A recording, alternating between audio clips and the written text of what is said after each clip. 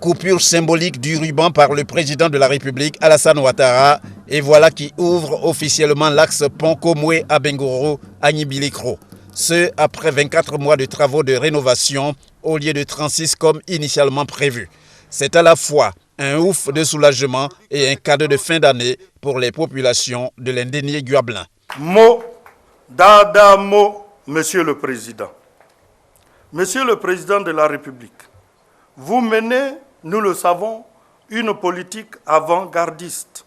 Comme le professeur Rémi Prudhomme, vous avez compris que la route du développement passe par le développement de la route. Long de 87 km et demi, l'axe Ponkomoué-Abengourou à Nibilikro doit sa réfection au soutien financier de l'Union européenne. L'institution, selon son représentant en Côte d'Ivoire, est et entend rester le premier donateur de la Côte d'Ivoire.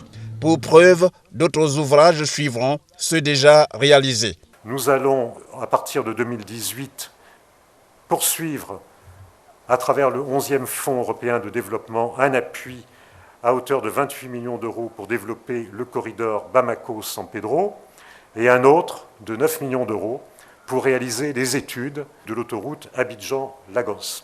Avec une durée de vie estimée à 15 ans, cette réalisation constitue un véritable chef-d'œuvre dont la Côte d'Ivoire, selon le ministre Patrick Hachi, peut être fière. Cette voie entièrement refaite à neuf deviendra, avec la nouvelle route bitumée Boundiali-Tengrela, frontière du Mali, que vous inaugurerez la semaine prochaine, l'une des plus belles routes de notre réseau ivoirien. De manière générale, les travaux ont consisté, pour la chaussée, en la reprise partielle des terrassements et son élargissement, en la mise en œuvre de nouvelles couches en béton bitumineux de 5 cm sur 2 fois une voie, en la reprise des ouvrages défectueux, en l'aménagement d'aires de stationnement en agglomération et dans les traversées des villes, dans le dédoublement de la voie du PK 104 au PK 111, dans la traversée d'Abengourou, en 2 fois 2 voies, et l'éclairage public réalisé dans cette ville. Et enfin, des travaux connexes comme des forages et la réalisation de clôtures d'écoles. Le coût des travaux s'élève à un peu plus de 41 milliards de francs CFA, hors taxes, hors douane, sur financement de l'Union européenne pour 34 milliards et financement de l'État ivoirien pour 7 milliards de francs CFA. Le chef de l'État s'est dit heureux de livrer cet ouvrage aux populations de l'Indénié Guablin, lequel ouvrage fait partie de son ambition de doter la Côte d'Ivoire d'un meilleur réseau routier sur le continent. L'objectif du gouvernement est d'achever la réhabilitation du réseau bitumé les plus endommagés et de développer de nouveaux axes pour relier les grandes villes du pays. Et voyez-vous, en le faisant, ceci nous permettra également de relier les villes frontières aux pays voisins. Et cela va renforcer l'intégration régionale, développer le commerce interrégional.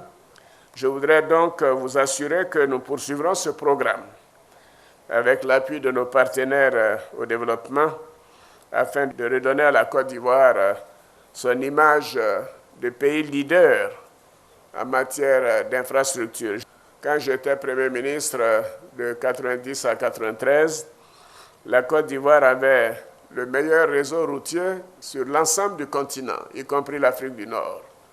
C'est donc dire à quel point la dégradation a été forte et accélérée. Notre ambition, c'est de retrouver notre place de pays leader en matière d'infrastructure.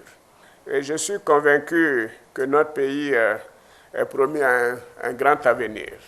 Cela demande la cohésion, la paix. Tenant compte des doléances émises par les populations, le président de la République a promis la réalisation d'infrastructures sécuritaires et la poursuite de travaux de bitumage dans la région. Il a aussi remercié ses hôtes pour les nombreux présents qu'ils lui ont offerts. En retour, le chef de l'État leur a fait don d'une enveloppe de 13 500 000 francs CFA.